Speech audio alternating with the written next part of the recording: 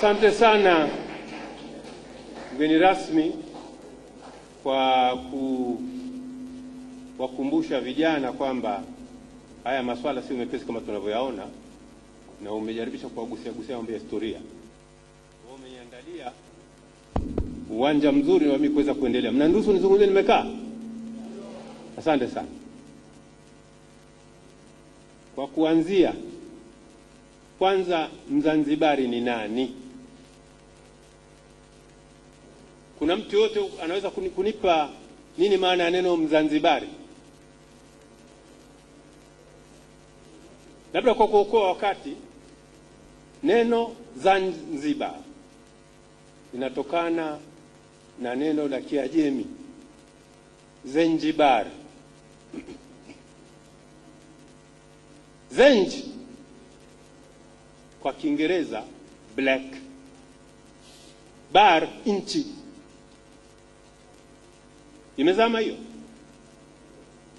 Zanzibar kwa Kiajemi maana yake nchi ya watu weusi. Ni sawa ama sio sawa na historia? Na wakati huo kulikuwa kwa himaya ya Zanzibar, ilikuwa inaanzia Ethiopia inashuka mpaka huko kusini mwa Afrika. Sawa si sawa? Naam.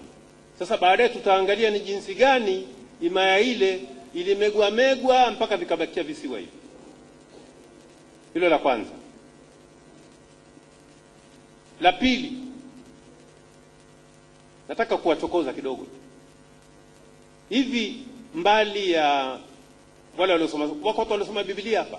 Wanyoshe mkono. Hasa Wakristo. Wapo? Mkristo eh? Waislamu wamesoma ndio, lakini Wakristo wapo? Kwa sababu nikikosea wanisahihishe. Ngoja. Sawa. Nasemaje? Ukisoma historia, ukisoma Biblia kama historia, kuna watu wanatuambia kwamba Afrika hakujawahi kuja mitume. Lakini Misri iko wapi? Kwa Afrika eh? Nabii Ibrahim alipopata matatizo kule kwao Iraki, alikuja Misri. Na alipofika Misri akapewa mke. Tunajua hiyo eh? Alipewa mke. Mke ule alikuwa anaitwa nani? Hapana. Naona kimya huku. Halo. Akapewa mke anaitwa Hajar. Ama wengine wanamuita Hajiri. Lakini alifuatana na mkewe mwingine anaitwa Sara. Baadhi ya watu wanasema mtoto alizaliwa kutokana na Hajir kwa kuwa alipewa kama mtumishi wa mkewe kwanza, basi ni mtoto wa kijakazi. Kwa maana ya Ismail. Mimi nauliza, hivi Musa si nabii? Ismail si nabii? Musa hakuzaliwa mtumwa? Anauliza tu. Alizaliwa utumwani Musa. Na wakati ule wana wa Israeli wote watumwa. Kwa hiyo swala la kupata mtume kutokana na watumwa si hoja. Hata wakati Nabii Isa anazaliwa, Warumi ndio wanaitawala ile nchi yao.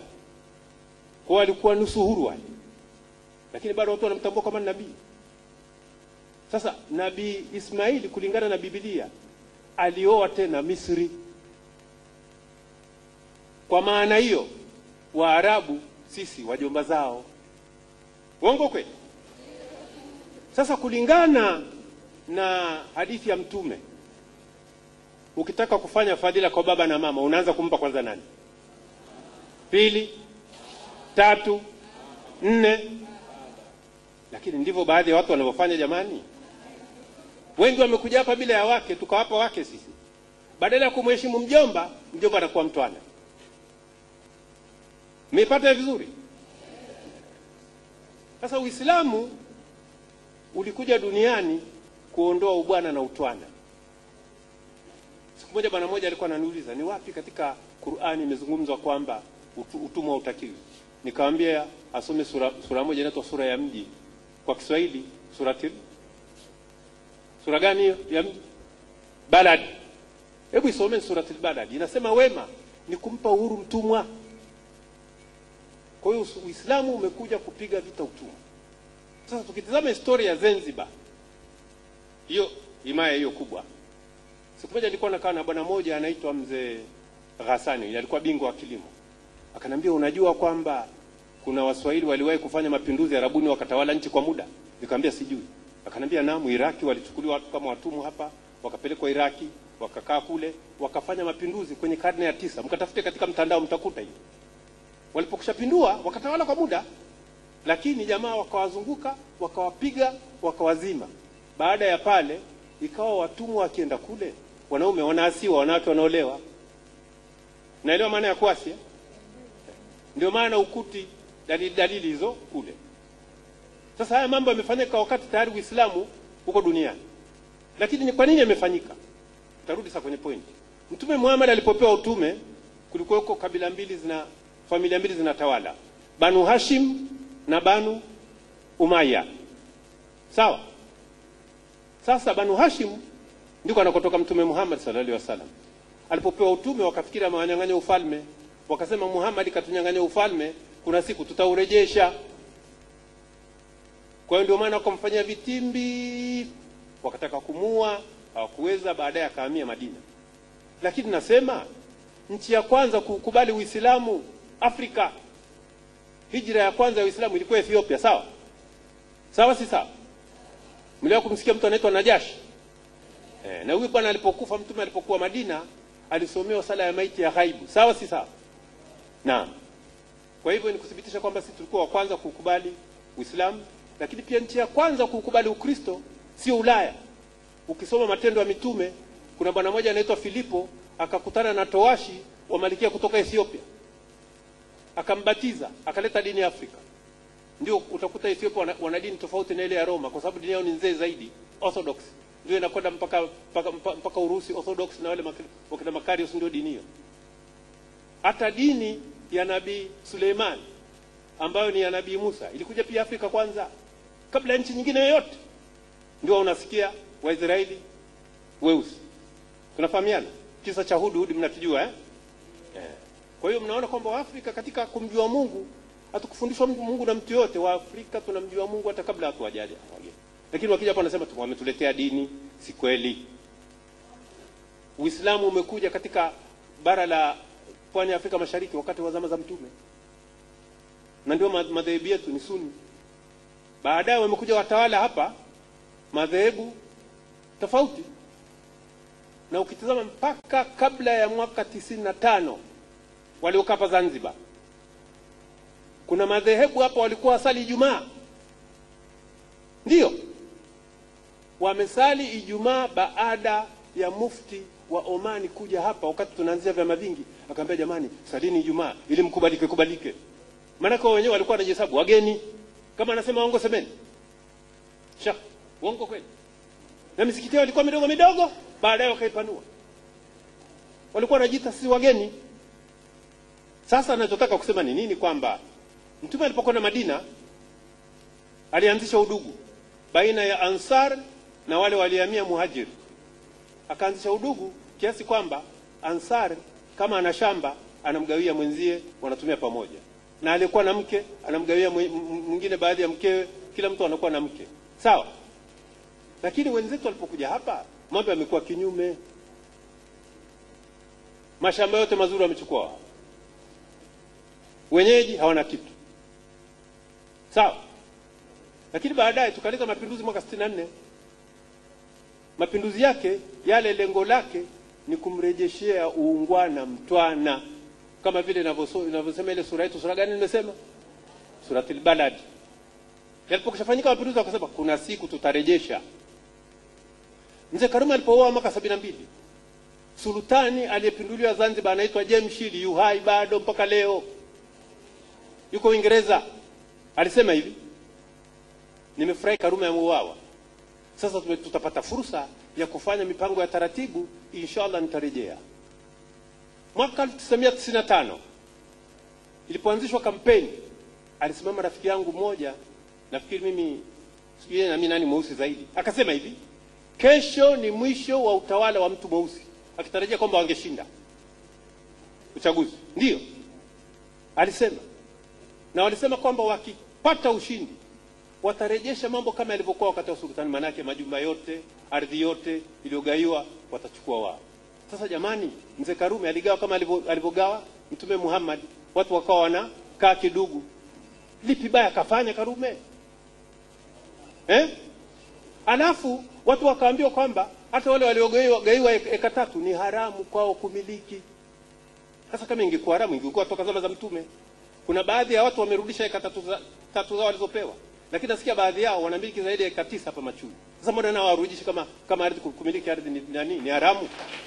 Nauliza,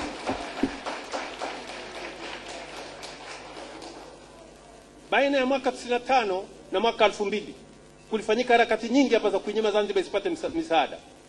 Bahati nzuri muungano ulikuwepo. Serikali ya muungano ikawa inaleta msaada na kusaidia kulipa mishahara.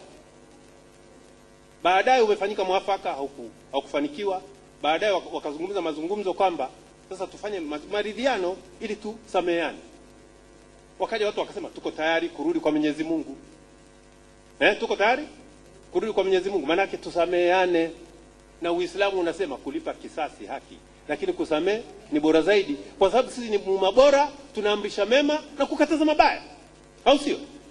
Sasa baada ya serikali ya umoja wa kitaifa kuundwa kama ilivyokuwa ile ya 64, maana serikali ya 64 ilikuwa ya umoja wa kitaifa, wamekwenda mpaka mzee Karume ameuawa. Karume alipouawa wakasema alimuua Nyerere. Tena alisema katika ukumbi huu, na alimuua Karume anajulikana nani? Na yule alimuua kwa sababu analipa kisasi cha baba yake, na baba yake aliwahi kumuua Mwarabu mwenzie kwa sababu yule Mwarabu alisema kabla ya Zanzibar kupata uhuru kwamba na Afrika na waingie Lejiko, wakamwona mbaya wakampiga kisu. Alipokuwa hajafa akapelekwa hospitali. Alipokuwa hospitali yule bwana akafa kama mtu hospitali, akaenda akammalizia. Alipomalizia baadaye alifia jela. Sasa akifia jela kisasi kimelipwa. Yule anasema anataka kulipa kisasi kwa mtu ambaye amelipiwa kisasi, kwa hiyo akamuua mzee Karume. Tuko pamoja hapo? Alafu baadaye anasema hapana, alimuua Karume Nyerere. Lakini haya mambo yalianza toka zama za Uislamu. Uislamu ulipoanza ulikataza watwana kubebeshwa makosa ya mabwana. Ukasema kama bwana anaua aadhibiwe yeye, kama mtwana anaua aadhibiwe yeye. Hapa anaua bwana, anaambiwa mtwana, eti Nyerere. Tunaambiwa kwamba Nyerere ndio kaleta Uislamu bara, uleta Zanzibar. Si kweli. Zanzibar mpaka Mreno anaondoka hapa alikuwa ni Mkristo, alishindwa kuleta Ukristo. Hapa Ngome Kongo alikuwa ameweka kanisa, alishindwa kuwafanya watu Kristo. Sasa Waingereza walikuwa wanapambana na Wareno kwa sababu ya ugomvi wao na papa kule Ulaya, kwa sababu aliwapa Wareno kutawala mashariki ya dunia, wenzie magharibi ya dunia. Na kwenda haraka jamaa. Sasa akaona nikitaka kuja Zanzibar, nikienda kumpiga Mreno mimi mzungu kwa mzungu, si nitakubalika. Akamtumia sultani wa Omani, akampa silaha, akamwambia kakomboe Zanzibar, alafu ukishakomboa mimi nitakuja kukuhami. Na ndivyo ilivyokuwa. Na kweli anayekufadhili ndiye bwana wako. Kwa hiyo baada ya sultani kufika hapa, sasa wazungu walipotaka kuja kuingiza sasa Ukristo, wakaingiza bila taabu. Livingstone nyumba yake iko wapi? Iko bara iko wapi? Kanisa la kwanza lilijengwa wapi? Zanzibar. Na kanisa la kwanza bara la Kikatoliki limejengwa Bagamoyo kwa ridhaa ya sultani. Sasa wakati wa sultani walikuwa wanasema ukipiga zumari Unguja wanacheza ngoma kwenye nini? Kwenye maziwa makuu Ina maana Zanzibar ilikuwa inakwenda mpaka Zaire, mpaka Sofala. Lakini aliyeuza Zanzibar ni sultani, akaipunguza ikawa visiwa vidogo. Na Zanzibar wakati ule ikitajwa kwamba ina utajiri mwingi na mali nyingi, ni Zanzibar ile ambayo ikitegemea uchumi si wa visiwa peke yake, bali visiwa na bara. Vinatoka Pembe bara, wanatoka Watumwa bara, zinatoka dhahabu na kadhalika. Ilikuwa inashangaza kwamba wakati wa utawala wa kiongozi wa Kiislamu anaruhusu biashara ya utumwa ifanye Zanzibar. Ni aibu. Ni aibu kubwa sana. Alafu leo watu wanataka kurudisha utawala wa sultani kwa kisingizio eti cha mkataba. Unajua kwa nini wanasema mkataba?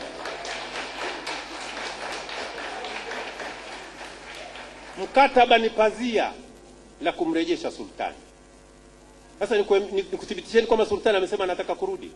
Kabla ya mheshimiwa komando Dr. Salmin Ahmed kuachia madaraka, alirusha kitendawili akasema hivi, ninamsamehe sultani arudi Zanzibar kama mtu kawaida. wananchi wakakasirika sana. Wakasema Dr. Salimina anataka kufanya nini? Anarudisha sultani hapa. Watu wakaambia kitendawili hicho baba. Haikuisha wiki, mzungumzaji ama msemaji mkuu wa sultani anaitwa Ali Musin akajibu. Akasema sultani hatorudi Zanzibar ila kama sultani. Umeelewa maana yake nini? Maana yake wanaandaa kumrudisha sultani. Sasa hivi ukisema sultani anarudi, wanakuambia arudi huyo. Hiyo ni funika kombe, mwana haramu apite.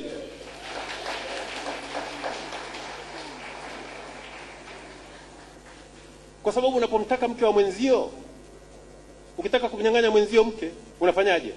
Unaambia mke wako mbaya sana. Nimemkuta jana anazungumza na Kavishe kule. Tena unaachana anachukua yeye. Ndio. Kwa hiyo lengo akwambia kama namtaka mkeo, anakwambia mkeo nimemkuta anazungumza na Kavishe bwana. Kavishe mbaya anataka kukuchukulia mkeo. Mtagombana. Kinachotaka kusema ni kwamba hizi ni mbinu zinafanywa. Kwa sababu gani? Unaposema muungano huu wa mkataba ni dharau kwa nani? Kwa wasisi wetu. Na kwa nini inakuwa dharau? Qur'ani inasema hivi: masultani wanapoingia katika nchi huwadhalilisha watukufu wao, na hivyo ndivyo wanaofanya daima dumu. Kasome kile kisa cha Hudhud na Bilqis. Bilqis alisema Suleiman kaniletea barua hapa, bismillahirrahmanirrahim. Akazungumza pale akasema masultani na wafalme wanapoingia katika nchi hufanya nini? Kwa hiyo ndio ukweli wake. Sultani yule bado yu hai, yuko Uingereza na amefadhiwa na sultani mwenzie, kwa sababu wakati ule Waingereza ndio wakinunua watumwa hapa kupeleka Marekani. Kwa hiyo lazima wanamshukuru. Pia wanamshukuru kwa sababu Marekani iliwekewa kituo cha kutaki hapa satellite hapa Zanzibar, wakafukuzwa na serikali ya mapinduzi. Na sasa hivi Marekani wanataka kurejesha kituo Afrika. Hawapati nafasi. Nitawakumbusha mwaka 2008. Nitawakumbusha vizuri. Wabunge wote wa kafu walikaa na afisa wa ubalozi wa Marekani. Wakasema hivi: Pemba iko nyuma sana kimaendeleo kuliko Unguja. Kwa hivyo wanataka Marekani iwasaidie kuiondoa Pemba eti katika Unguja. Walikuwa wanadanganya kuiondoa katika Jamhuri ya Muungano. Utaiondoaje Pemba katika Unguja na wakati wote ni sehemu ya Jamhuri ya Muungano? Ilikuwa ni mikakati ile imeanza ya kuvunja huu muungano, kama mlivyofanya Croatia. Sasa ile siri katoka, siri wamefanya chumbani, kumbe katoka uwanjani. Ilipotoka uwanjani wakapiga mbizi, wakatuma wazee waende katika ofisi ya ubalozi wa mataifa Dar es Salaam, eti wanadai uhuru wa Pemba kwa sababu iko nyuma sana. Na wale wapuza. Haujaisha muda kidogo, tunasikia watu wanageuka wanasema, tunamsifu sana bwana Karume, kaleta maendeleo Pemba, kuna barabara nyingi, kuna hospitali nyingi, kuna shule nyingi na kadha wa kadha. Ukimuona mtani wako anakusifu, kachonjo. Si mkweli. Sio mkweli. Tumefahamiana? Wanasema Nabii Isa alisalitiwa kwa kupigwa busu. Akaja yule akambusu. Nabii Isa akamwambia, unanisaliti kwa busu? Sasa ndio bwana anampiga busu. We mtu mzuri sana, unafaa kutawala, uendelee tu. Anataka kuwagawa CCM. Lakini namuona sema mtoto kishamjua. Juzi anataka amuite kibanda maiti pale akahudhuria mkutano wake, akwenda. Akadanganya komando atakwenda, hawakwenda. Na kwa nini alisema vile? Kwa sababu alijua watu wameshamjua mongo. Sasa akawadanganya ili apate watu wengi katika mkutano. Lakini wale walitazama TV, wakati alipokuwa anahutubia, walikuwa watu wachache. Na mtangazaji mmoja alisema wamehudhuria mamia ya watu kwa sababu watu walishamuona mongo. Tuko pamoja? Sasa nasema hivi kwamba hii yote kusema sisi serikali ya mkataba na kadhalika ni kutaka kudhalilisha muungano wetu. Kwa sababu siku unafanyika mkutano wa umoja wa nchi zote za Afrika, ndio ulikuwa unafanya mkutano Bwawani wa watu ambao wanataka kuvunja muungano wa Tanzania. Hapana aibu hiyo. Sasa niwape vitu haya sana. Sasa ninachotaka kusema ni hivi. Tumezungumzia juu ya mifumo. Kuna watu wanazungumza kuna mfumo Kristo, kuna mfumo sijui gani. Jamani, mifumo, hakuna mifumo ya dini. Kihistoria kuna mfumo wa utumwa. Kwanza unaanza ujima, sawa? Pili utumwa. 3 ukabaila. 4 ubepari. Na baada ya ubepari unakuja ujamaa. Sasa mifumo yote na tabia moja.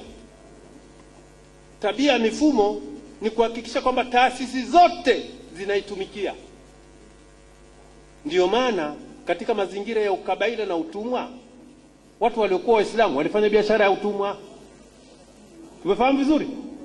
Na ukabaila ulikuweko sana hapa Zanzibar. Na katika ubepari pia unataka taasisi zote ziutumikie. Ukisoma Biblia utakusa kisa cha kaumu Luti kinatajwa kule. Sawa? Na ndiyo maana pekee yake katika Biblia ambapo Mwenyezi Mungu amewachoma watu kwa moto kama vile alivyoahidi kwamba atawatia watu motoni baada ya siku ya Kiyama. Sawa? Na Qur'ani hivyo hivyo. Lakini leo utasikia kuna makanisa yamezuka yanasema eti ndoa za jinsia moja. Mambo ya Luti. Sasa hapo Ukristo na masuala yako wapi? Kwa hiyo ni ubepari unawatia watu katika anasa ili wasahau masuala ya msingi ya kunyonywa na ubepari, wafikiri mambo yanakwenda vizuri, huko wananyonya bila kujua. Tuko pamoja? Hivi leo nimesikia katika nchi moja ya Kiarabu, Kuwait, kumepelekwa Qurani inaitwa Qurani ya kweli. Ina sura 77. Imetengenezwa Marekani. Na naambia inaandaliwa kuletwa Zanzibar. Na kama kuna watu walizungumza mwaka 2008 kwamba wasaidiwe na nchi ile kujitoa katika muungano, sasa Marekani atakapokuja hapa itakuwaje? Bila shaka anawasaidia. Au sio? Au sio? Pia tunagonganishwa katika madhehebu za Kiislamu. Unaambiwa usimsalie mtume, mara sijui mwezi ukionekana Arabuni tufuate, lakini wakiona hapa wafuati. Mimi nauliza swali.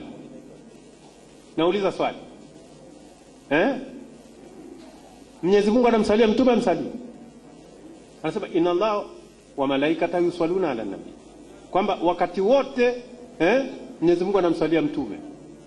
Kwa hivyo kumsalia mtume watu wasitumie ile swala la kumsalia mtume kutugonganisha. Sawa? Kwa hivyo ningetaka tena kusema jambo moja. Ndio wakuta watu wawili wanabishana. Je, mtume amesoma maulidi? Yule mmoja akamwambia naam kasoma, yule mwingine hajasoma. Akamwambia kasome suratul Maryam. Sinazungumzia kuzaliwa kwa Nabii Isa. Akamwambia kasome sura inahusu kuzaliwa kwa Nabii Musa. Sinazungumzia kuzaliwa kwake. Na maulidi ni birthday. Kwa hiyo ukitazama Qur'ani inazungumzia maulidi. Akasema lakini hajasoma maulidi yake mwenyewe. Yule mwingine akamwambia ukisoma sura ya 9 aya 2 za mwisho, laqad ja'akum rasulun min anfusikum, tumekupelekeni mitume kutoka miongoni mwenu. Yule bwana akamuuliza, mitume wanadondoka kama mvua ama wanazuka kama uyoga? Akamwambia wanazaliwa. Akamwambia basi hapo na maulidi yake inazungumzwa. Na kapewa sifa kubwa pale Rauf Rahim na sura zinginezo katika Qur'ani. Kwa hivyo tusigonganishwe katika masuala haya, tuvumiliane. Kama hutaki kumsalia mtume shauri yako, au sio? Lakini wanamsaliwa waachiwe. Isitoshe hata kama mtu ana dini tofauti na wewe, una sababu ya kumpiga vita. Kwa sababu Qur'ani inasema hivi. Inasema hakuna kuwalazimisha watu katika dini. Uongofu umeshapambanuliwa dhidi ya upotofu. Hivyo wanamkataa shetani. Sawa. Wanamkataa shetani na kumwamini Mwenyezi Mungu, wameshika kishiko kigumu kisichovunjika. Na Mwenyezi Mungu ni mwenye kusikia na mwenye kujua. Kwa hiyo nasema watu wanajaribisha kutugawa kwa misingi ya dini au bara na Zanzibar hawaelewi, kwa sababu tumeshathibitisha kwamba Zanzibar ilikuwa ni mpaka bara. Na unaposema watu waondoke Zanzibar waende bara gani? Kwa sababu kila mtu hapa na bara yake. Labda bara za Asia na Arabuni. Kwa hiyo ametamka hukumu yake mwenyewe bila kujua. Kwa sababu watu wa bara hapa wana matatizo na mtu. Sisi wote tunakaa na watu wote kama ndugu. Ndugu vijana, nilisema niwapeni changamoto ili tuweze kupata taswira na picha ya haya mambo. Najua ndio nataka kuzungumza mambo marefu, mtaniwia radhi kwa nimechukua muda mrefu. Sasa nafikiri turuhusu mjadala. Asanteni sana.